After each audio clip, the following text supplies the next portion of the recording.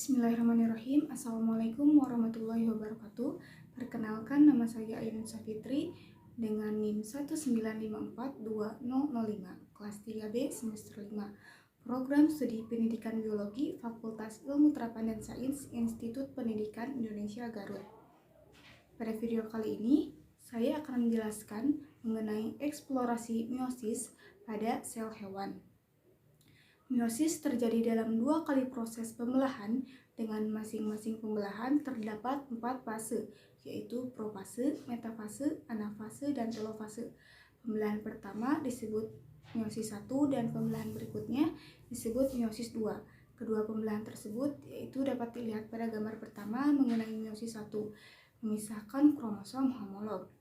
Pada profase 1, kromosom homolog yang diduplikasi berwarna merah dan biru berpasangan dan bertukar segmen menjadi 2N sama dengan 6. Pada metafase 1, kromosom berbaris oleh pasangan homolog. Pada anafase 1, setiap pasangan kromosom homolog berpisah. Pada telofase 1 dan sitokinesis, 2 sel haploid terbentuk. Setiap kromosom masih terdiri dari 2 kromatid saudara perempuan. Nah, bisa dilihat tadi pada profase 1, benang-benang kromatin mulai menebal membentuk kromosom. Kromosom homolog saling menempel dan terbentuk tetrad atau terdiri atas 4 kromatid. Membran inti mulai menghilang dan mulai terbentuk benang spindel dan sentriol mulai bergerak ke arah yang berlawanan.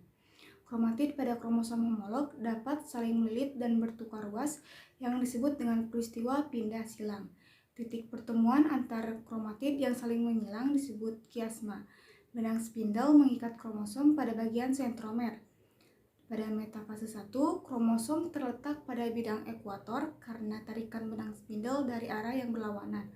Pada anafase 1, kromosom homolog terpisah karena tarikan benang spindel. Kromosom mulai bergerak ke arah berlawanan.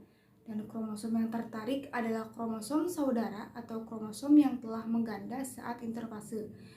Pada telofase 1 dan sitokinesis, kromosom telah sampai pada kutub masing-masing. Membran inti mulai terbentuk kembali dan mulai terjadi pembelahan sitoplasma atau sitokinesis. Sel baru yang terbentuk bersifat haploid atau N karena kromosom homolog telah terpisah. Nah, kemudian ini adalah gambar meiosis 2, memisahkan kromatid saudara. Pada profase 2, membran inti menghilang kembali dan sentriol bergerak ke arah berlawanan dan mulai terbentuk benang spindel. Benang spindel mengikat kromosom yang masing-masing tersusun atas 2 kromatid. Pada metafase 2, kromosom terletak pada bidang ekuator, dan pada anafase 2, kromosom tertarik ke arah yang berlawanan. Pada telofase 2 dan sitokinesis, kromosom sampai pada kutub masing-masing, dan membran inti terbentuk kembali dan mulai terjadi pembelahan sitoplasma atau sitokinesis. Pembelahan meiotik dari satu sel induk menghasilkan 4 sel anak masing-masing dengan 1 set kromosom haploid. Keempat sel anak secara genetik berbeda satu sama lain dan dari sel induk. Selanjutnya, ini adalah gambar mengenai perbandingan mitosis dan meiosis dalam sel diploid. Pada mitosis terjadi pada semua sel tubuh atau autosom yang sedang memperbanyak diri, dan hanya terdapat satu tahap pembelahan dalam satu siklus pembelahan sel. Juga pada mitosis tidak terdapat pasangan kromosom homolog, yang berpisah adalah kromatid-kromatid yang bergerak menuju kutub yang berbeda. Dan tidak terjadi pertukaran segmen kromosom, dan sel baru yang dihasilkan dari suatu mitosis akan mempunyai struktur genetik yang sama dengan sel awal. Dan hasil akhir dari pembelahan satu sel adalah 2 sel baru yang sama. Sedangkan pada meiosis hanya terjadi pada sel gonad pada saat pembentukan gamet. Dan terdapat 2 tahap pembelahan yaitu meiosis 1 dan meiosis 2. Terdapat pasangan kromosom homolog pada meiosis 1. Kemudian setiap anggota pasangan kromosom akan bermigrasi menuju kutub yang berbeda. Pada meiosis 2 baru terjadi pemisahan kromatid seperti pada mitosis, dan terjadi pindah silang antara kromosom homolog yang berpasangan. Sel yang dihasilkan melalui proses meiosis akan mempunyai jumlah kromosom separuh dari sel semula. Dan hasil akhir dari pembelahan satu sel adalah 4 sel baru yang mempunyai jumlah kromosom separuh dari sel induk. Pada dasarnya, Meiosis mengurangi jumlah set kromosom dari 2 atau diploid menjadi 1 atau haploid, sedangkan mitosis menghemat jumlah set kromosom. Oleh karena itu, meiosis menghasilkan sel-sel yang berbeda secara genetik dari sel induknya satu sama lain, sedangkan mitosis menghasilkan sel anak yang secara genetik identik dengan sel induknya satu sama lain. Nah, variasi genetik yang dihasilkan dalam siklus kehidupan seksual berkontribusi pada evolusi.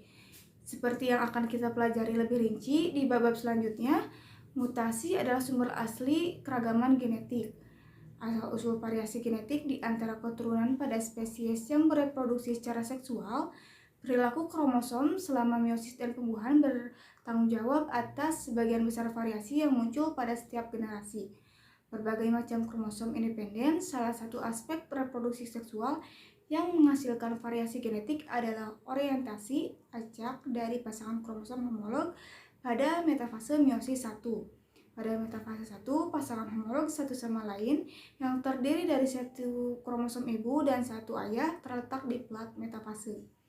Dalam kasus manusia, jumlah kemungkinan kombinasi ibu dan ayah kromosom dalam gamet yang dihasilkan adalah 21 atau sekitar 8,4 juta setiap gamet yang kita hasilkan dalam hidup kita, mengandung satu dari sekitar 8,4 juta kemungkinan kombinasi kromosom pindah silang sebagai konsekuensi dari bermacam-macam kromosom yang independen selama meiosis.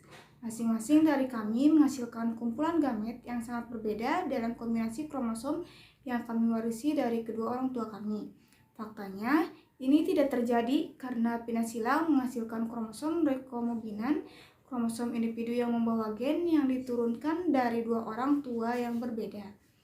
Poin pentingnya ini adalah bahwa pindah silang dengan menggabungkan DNA yang diwarisi dari dua orang menjadi satu kromosom merupakan sumber penting variasi genetik dalam siklus kehidupan seksual. Nah, di sisi lain, dalam lingkungan yang stabil, reproduksi aseksual tampaknya lebih menguntungkan karena memastikan kelangsungan kombinasi alel yang berhasil. Sementara beberapa spesies mampu bereproduksi secara aseksual dalam keadaan yang tidak biasa. Hewan yang selalu bereproduksi secara aseksual cukup langka. Contohnya adalah sekelompok hewan mikroskopis yang disebut dengan Rotifera bdelloid.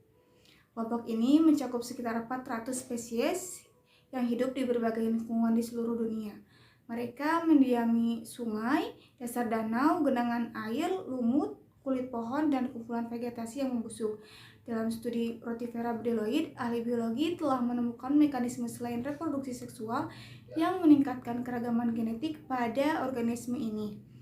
Nah, dalam bab ini kita telah melihat bagaimana reproduksi seksual sangat meningkatkan variasi genetik yang ada dalam suatu populasi. Nah, mungkin itu saja penjelasan mengenai eksplorasi meiosis di sel hewan. Nah, pada bab berikutnya kita akan mempelajari bagaimana Mendel menemukan aturan dasar yang mengatur pewarisan sifat-sifat tertentu. Dalam reproduksi aseksual, orang tua tunggal menghasilkan keturunan yang identik secara genetik melalui mitosis. Reproduksi seksual yang menggabungkan set gen dari dua orang tua yang berbeda yang mengarah ke keturunan yang beragam secara genetik. Mereka memiliki 46 kromosom yang terdiri dari 2 set, 23 satu set dari masing-masing orang tua. Pada kematangan seksual dalam siklus hidup manusia, ovarium dan testis menghasilkan gamet haploid melalui meiosis. Setiap gamet yang mengandung satu set 23 kromosom. Selama pembuahan, sel telur dan sperma bersatu membentuk zigot bersel tunggal diploid yang berkembang menjadi organisme multisel melalui mitosis. Kombinasi kohesi kromatid saudara dan pindah silang mengarah ke kiasmata yang menyatukan homolog sampai anafase kohesin dibelah di sepanjang lengan kromatid pada anafase 1, memungkinkan homolog berpisah, dan pada sentromer pada anafase 2 memungkinkan kromatid saudara untuk memisahkan. Sekian penjelasan yang bisa saya sampaikan, kurang lebihnya mohon dimaafkan. Terima kasih. Wassalamualaikum warahmatullahi wabarakatuh.